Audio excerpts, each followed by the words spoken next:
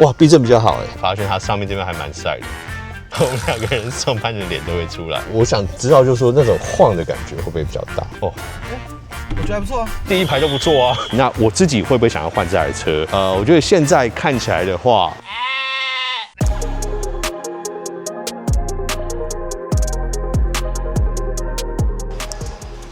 哇，好兴奋！我们现在终于看到这个 Model YL 的版本。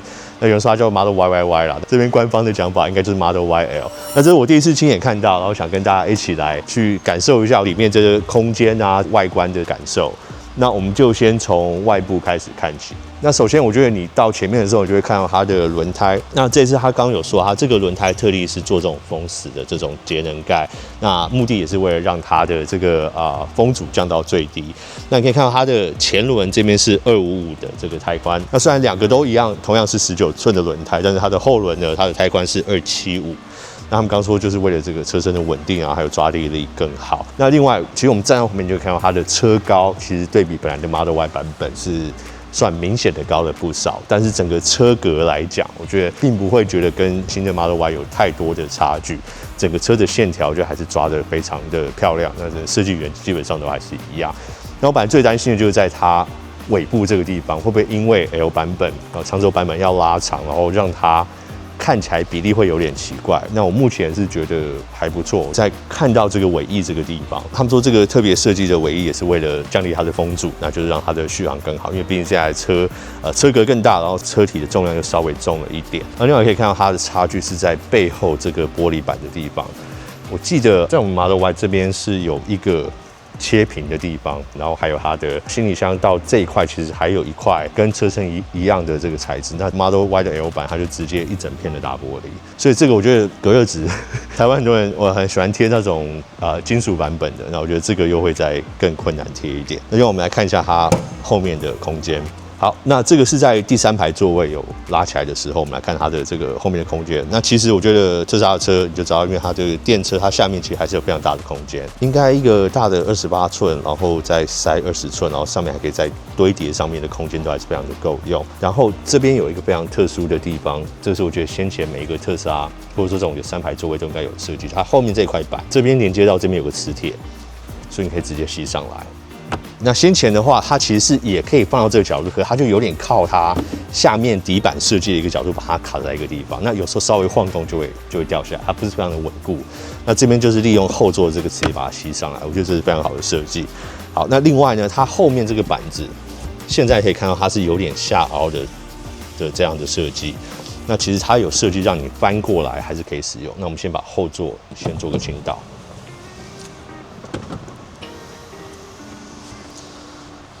OK， 那可以看到现在这边是没有平的嘛？这边是椅子这边有一个高度，然后这边下来，然后这边再上来。那但你要这样用也可以。那如果你想要让它完全平，比如说露营使用，或是你要放一些东西比较平整的时候，这边你可以有一个东西，你可以把它拉起来。它是一个架子。对，它就是一个架子。那它的目的其实就是在于，你这块板你就可以把它翻过来。之后，然后它是目的是为了让这边平整，但是我觉得有一个小地方就是这边会有一个下来的弧度，所以像我们有时候买东西，有时候瓶瓶罐罐可能会滚的时候，你就注意一下。那一般使用的话，应该它其实也非常简单，你就把它放下来。然后如果你单纯就是没有要用第3排，你要增大它的空间的时候，其实你也没有必要那样去改变它，你就这样去放它，然后左右的空间都还是非常的大。那可以看到另外一个差别，跟另外一版的 Model Y 就是这边少了一个空间。那先前这边有多一个凹下去的空间出来，因为它后面有个隔板，它可以折叠的隔板，对不对？那隔板可以让你收纳起来放在这个地方。那当然这个可能主要是3排座位，它就没有这个隔板的设计，那这边自然就没有再另外设计一个给你放隔板的空间。我觉得Model YL 一个非常非常大的亮点，因为其实在 Model X 它的6人座甚至7人座，它们没有任何这种电动遮挡的设计。这一次我们不只是第2排，跟先前的 Model Y 一样，可以用电动折叠，可以整个倾倒放平。那它连第3排都直接给你这样的设计，直接用电动就可以。其实跟你的车一样，都蛮快的，都很快，对。然后我觉得这就是很有趣的地方，因为在 Model X 上，现在你第3排要倾倒，它就是一个按钮，然后它会自己倒下去。但你要拉起来的时候，大家知道那个椅子其实很重，你要花很大的力气，然后你要跑到前面去把它拉起来。所以它是可以，就是如果说我要让它停在某个位置是可以的。可以啊，你可以就是你今天比如说你要让它停一半，你就再按下它停在这边。所以如果你今天单纯只是说，你不想要整个倾倒，放到这个位置，你也可以用这种方式去把它做倾倒。那另外你可以看到这边有多一个挂钩，去买炸鸡、买零食、手摇杯的时候就可以放在这边。那你觉得它第3排倾倒之后，跟你的车行李箱空间大小有差很多？这个倒下去吗？这大了不少。很明显大了不少。其实现在很多人在用车的时候，可能你家就4个人用车，那这种时候不管是说4个人的座位都非常的舒服、非常大之外，然后第3排的空间平常要放东西，不管是娃娃车啊、宠物用品啊这些东西，你要载东西更多的时候，其实我觉得它是更加好用。好，那我们看一下前行李箱的大小，目前看起来基本上跟原版的 YA 它的大小是一样的大。那这个当然我们也看到它车头这个设计啊，整个空间的增加并不是在车头，基本上都是在车尾还有轴距的地方。觉得这个就是你6人座，如果今天6个人都需要坐的时候，真的需要另外的储物空间的话，前箱也还是都可以使用。好，我们再进到前座的驾驶舱，非常大的一个差别，你一坐下来就知道它整个座椅的设计感基本上都不太一样。那你一头靠下来的话，你就会发现它头靠这边多了一块头枕在这边。那这个头枕不只是对你头部的支撑而已，它还可以真的做上下的调整，上下，然后它有非常多段，1、2、3、4、5、6，有6段头枕的调整。那我觉得这个对先前很多觉得说，特斯拉它在座椅上面头的地方的位置好像没有办法找到一个很适合的位置来讲，我觉得多了这个算蛮有帮助。或许不一定会需要再另外买头枕。好，那另外呢，在下面的地方你可以看到这边多了一个按钮出来，对比前面的 Y， 那它就是在这个腿靠的地方，大腿支撑的地方。那刚好我们前几天才去开那个宾士嘛，GLB， 然后我当初就有说，我觉得有多这一块，它的支撑算是平常开车的时候更加舒服。它是电动的，所以我觉得它也可以针对每个人的脚的长短自己去调整。那有人说现在的 Y 好像很多时候它调角度调不到一个很适合开车的这种角度，那我觉得多了这一块真的算是蛮有帮助。特斯拉的车主应该都会体会到，交车前总是上网到处找配件，还担心买错不合浪费钱。交车后包膜、镀膜、升级、保养都要花费心力时间，到处找厂商。那我自己呢完全没有这些烦恼，因为我交车后就直接到 Space T Lab 特斯拉一站式服务中心，从配件、隔热纸、包膜、镀膜、避震器、个性化升级、全车健检保养都是一站搞定，不用把车牵来牵去，还要请假敲时间，想要什么都直接在 Space T Lab 完成。有上百样超多不同品牌配件可以到现场看到摸到，隔热纸包膜施工过程都超细心，现场技师具备特斯拉原厂经验，保养维修都是标准原厂流程执行。我的亲身体验可以真心推荐，到 Space T Lab 打造出你心中100分的特斯拉。那我们再进来看这边的车是它的差距。那首先你又看到这个它的中控萤幕啦。那我自己是蛮明显看得出来，它的萤幕边框变得比较窄。那他们说也是因为这样去放到它的可视范围，前萤幕现在来到了16寸。那另外一个我觉得是非常大的亮点，就是在它这个无线充电的地方。那不止它充电的瓦数增加，他说驾驶座这边50瓦，然后副驾这边30瓦。但这个当然就是看你手机支援到的程度。那 iPhone 现在目前你即使是用官方的这种 MagSafe 2.0 来讲，最高也是到25。那一般的企鹅的话就是15瓦。但是我觉得非常大的一个重点升级就是在这边多了一个通风口。好，那这个是针对两侧的手机，它多了这个冷气的出风口。那现在我一直不喜欢用特斯拉的无线充电的一个最大原因，就是因为手机发烫很严重，放一下其实只要10分钟，你就会感觉到手机严重的发烫。那这个对手机的这个不管是续航力的影响，或者它的电池强度影响都非常大。那增加这个我觉得是非常非常大的一个亮点。那另外进来的话，它其实这一次的长轴版也可能因为它车室空间的增加，它音响数量也增加到了19颗。那这个就是为了在第3排，如果今天也有坐人的时候，声音听起来会环绕感更好，不会那么空泛。那其实这也是现在 Model Y 的一个，我最后座的小孩有一个小抱怨，他觉得说后面的音响听起来没有前面好。那另外在设定来讲，这边可以看到语音这边有一个很新的东西，它这边叫语音唤醒，说嘿特斯拉就可以启动它的语音助理。那除了这一点之外呢，它其实可以针对每一个座位去做调整。那现在因为我是在主驾驶，我点这边。那如果我现在换到你那边，你可以试着喊喊看。嘿特斯拉。OK。那你看我这边就手动设定，就是说，现在就是以它为主来作为操控。那这个其实是6个座位你都可以去做设定，你在不同的座位啊，要谁有办法有这个掌控权去启动嘿特斯拉。那常我跟我小孩在争，现在要听什么歌的时候，我就可以把他们控制权关掉。OK， 那这个不太确定说有没有可能透过软体更新到我们其他版本的 Model Y。那据说就是不一定可以啊，可能它的麦克风的设计都有差距，但是这个我觉得是一个还不错的功能。那大家看到这边有灯光与音乐同步的这个设定，那当然我们现在我们的 Y 也有得到这个软体更新啊，那也有得到这个功能，所以基本上也都是可以。它可以针对你的，不管是你现在听的专辑的封面去更改它的车色啊，还有跟着它音乐的旋律去跳动。那这个是我开启之后我就觉得非常喜欢的功能。好，那现在我们来进到第2排的空间。那第2排当然就是2个座位，我自己很喜欢的就是中间有一个非常大的走道。那这个像我自己喜欢那种 minivan 或是 MPV 这种设计啊，这个走道我觉得对比平常说3排座位你需要翻开一个椅子，然后有人走到后面的方式来讲，那我觉得有走道是一个最好进出的方式。必须说这个走道并不算非常的宽，你看我手指这样，它大概就是这样的宽度。那我们以鞋子来讲，我这边有一个9号的鞋子，9号的鞋子进不太来，42号，对，所以你可能还是必须要用这种踏2步的方式上来。那另外一个我刚看到这个走道，就是我觉得有点可惜的地方，那当然可能因为电池或它里面的空间，就是这边有一个小台阶，好，大家可以看一下，它不是一个全平面到后面。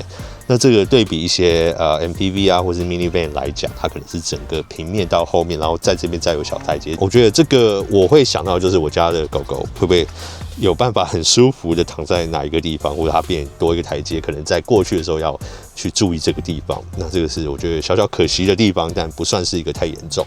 好，那这个空间呢，当然除了这个走道之外，它这边还有一个扶手。那这个是很多人担心，而且我觉得这是 Model X。现在你买最贵的版本都没有的这个扶手，其实我现在想买 Model X 也是因为这一点被家人打枪了，因为长辈坐后面觉得没有扶手，觉得怪怪的。那大家可以看一下，它是电动式的，你按下它就会起来，那任何点你要停，你就再按一下，它就会自己停。OK， 那它又会再回去，所以你基本上就是它按的话就是一个动作，那最高是升到这个地方。那我刚刚自己测试，我觉得它的舒适度算是还不错。那更大的重点是它的高度是可以调整，但是可惜就是它不是有一个角度的调整。有人可能希望说它是有一个不同角度的调整，那这个地方没有。像我最担心就是有没有防夹，狗狗如果经过这边会不会被夹到？那我就用我自己的手来测试看看。对，它碰到任何压力，它就会停住。那这个是2边都有。那另外呢，这个座椅我们也带大家来看一下，它整个座椅的设计，另外一个非常大的亮点就是它有这个通风座椅。那这个是我们现在的现行 Model Y 都没有，或是 Model S 跟 Model X 都没有第2排的通风座椅。那这个也是在这次 Model Y L 首次导入的这个新的功能。那另外呢，在座椅的这个调整的地方，它也是全电动式的，但是对比前排座椅来讲，它的大腿支撑的部分就没有多了这个调整的功能，像这个腰靠的地方，那这个地方它也是并没有这样的选择，所以它对比前座椅还是有拔掉一些功能。基础的4项调整，对，就是比较基础。我看到它的高度可以，对，它是非常基础4项，因为它连这个地方的前倾后倾都没有办法调整，它就是基础的4项。但是呢，它在头靠的地方还是有给你这个可以上下调整的功能。这个就跟前座一样。对，这个就跟前座一样，所以这个是好处。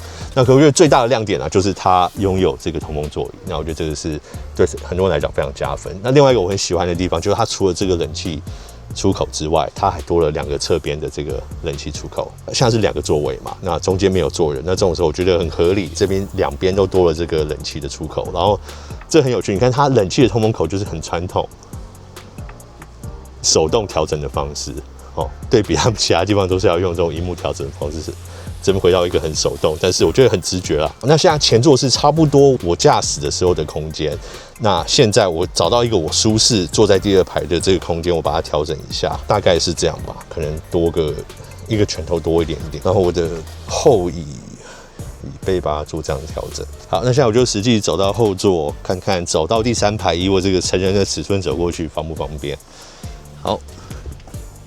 好，首先这边有个小台阶起来，那头部的空间到这边我觉得就要注意一下，这边可能会稍微降低一点。其实还蛮宽的，其实还蛮好走的。发现因为它的这个座椅这个弧度，所以让你今天第2脚步要踏进来的时候，你屁股就有一个地方可以把它放进来。好，那现在我们来到第3排，我刚走过来的时候，我觉得它的空间其实非常好走进来。那我必须要说，第3排你要说它是一个很全尺寸成人尺寸，其实也不是，但是我觉得是非常非常的够用。对比很多那种5+2的这种车子来讲，我觉得它第3排的空间算是非常的好。那大家可以看到这边还是有保留2个 USB-C 的充电孔给你。那这个在前面第2排的2排座位下面也有。那置杯架的话，他们也一样，左右各给你一个置杯架放在这边，在扶手的地方都有一个置杯架。那第2排的座位呢，他们的置杯架呢，因为没有中间的这个倚靠啊，那除了你侧边之外呢，它中间有一个置杯架可以拉出来，那个就在它 USB-C 孔的下方。那另外呢，第3排的座位它一样有这个冷气的出风口，在这边就左右各有一个。那一样跟第2排一样是这种手动调整的啊，有上下左右可以让你去调整它。那当然我们看一下这个膝部的空间，可以是你坐的最舒服的状况。对，刚是在我第2排坐最舒服的状况。那现在我膝部空间大概剩两指半左右，2指半到3指。那我身高大概174、175左右。当然我第2排刚我是1个拳头半。甚至到快要2个拳头的第2排，所以我其实如果要再向前移一点还是可以的。但是我觉得脚部的空间呢，我们刚刚有提到嘛，因为它中间有一个小台阶起来，所以它让你，如果我们这个成人的身高来讲，它会变成说你的大腿没有办法很舒服的放下来。那可能你可以利用这个走道的空间，把你的腿一只腿可以放下来，但是第2个人的腿可能就放不过来。那我觉得这个是需要去考虑的地方。我觉得短途来讲，这样的做法应该是没有问题，但长途来讲的话，我觉得可能会稍微辛苦一点。扶手它其实也是做软的，所以靠上去其实应该也算蛮舒服的。对，它这个扶手就是它是软的这种材质，所以我放上来的话，其实不管是它这个设计的高度的空间来讲，我觉得都是蛮好。好，那另外大家可以看到，在这边有2个也是电动的按钮，那这个就是针对你第3排的椅背，可以去进行它的倾斜度的调整。OK， 那这边就是单纯让你调整，就是你坐姿的这个直立度跟倾斜度。所以你今天想要再躺舒服一点的话，其实蛮舒服的。到最后倾倒，就是躺到最后面，我有大约1个拳头的空间，然后我再把它慢慢直立到前面。然后如果你坐最挺的时候，其实它大约1个拳头，松松的1个拳头的空间，不会觉得很压迫，我自己感觉啦。但如果你今天身高是可能180、180几以上的话，可能就会稍微贴近这个玻璃一点。那我们试试看，如果今天是扶手有起来的时候，就是你的小孩啊，就是很不在意后面的人出来方不方便，他就先把扶手伸起来，忘了把它放下来的时候，你要走出来好不好走？这样子。哦，好，只要你下来到第2排这个阶梯下来之后，它的空间就出来了。这真的只能小孩。对，我觉得这个比较，我觉得这个真的比较适合小孩了。那大人刚那样走出来的话，其实还是有点辛苦，或者说你不要一次走出来了，你走到第2排座位坐一下，再慢慢舒适的走出来，可能会稍微好一点。好，那我们现在它可以让我们在这个园区里面开出去体验一下这短暂的试驾感。那我刚刚在这边设定动态设定的时候，我看到它有2个不一样的地方啊。那第一个就是这个驾驶和操控优先。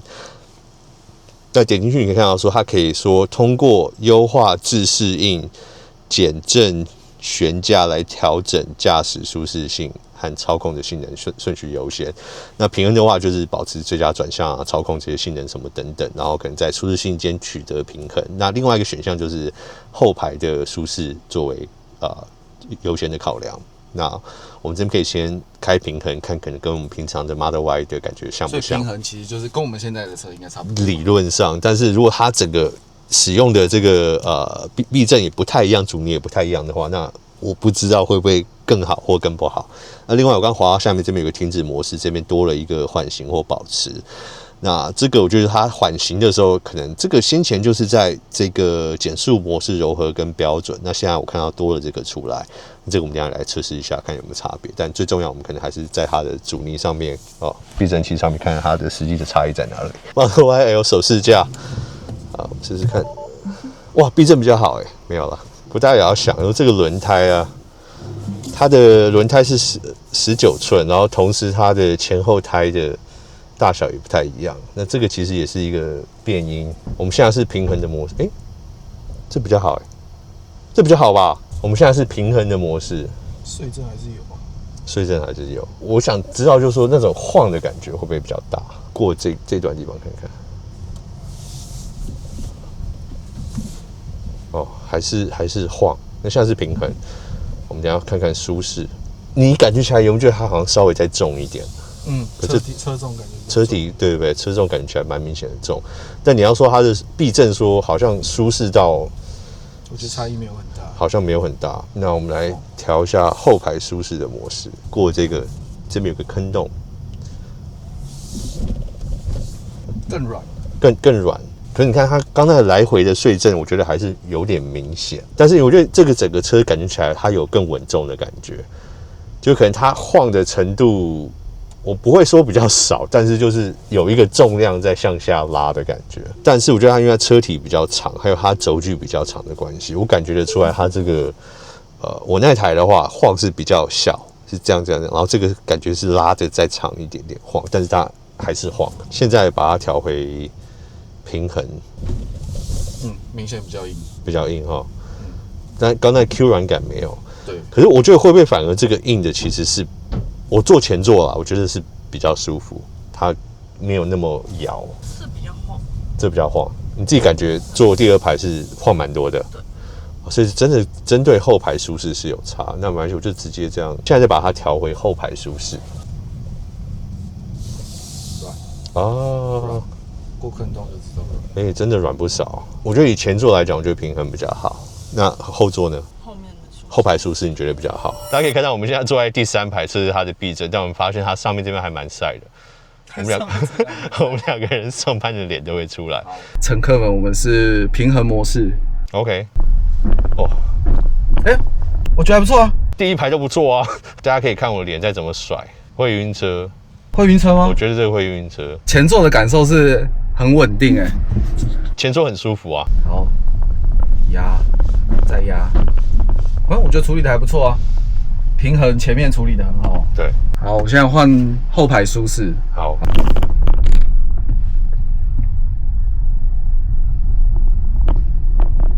好晃。哇，好像喘哦。比较软，我觉得差很多它比较软，不会那么激烈，差很多，但是晃的感觉还是在。所以后排是舒服的。对，是舒服，比较舒服。这个前座可能会晕车。哇，那它前后只能选是不是？只能择一。对啊，驾驶晕车或者是乘客晕车。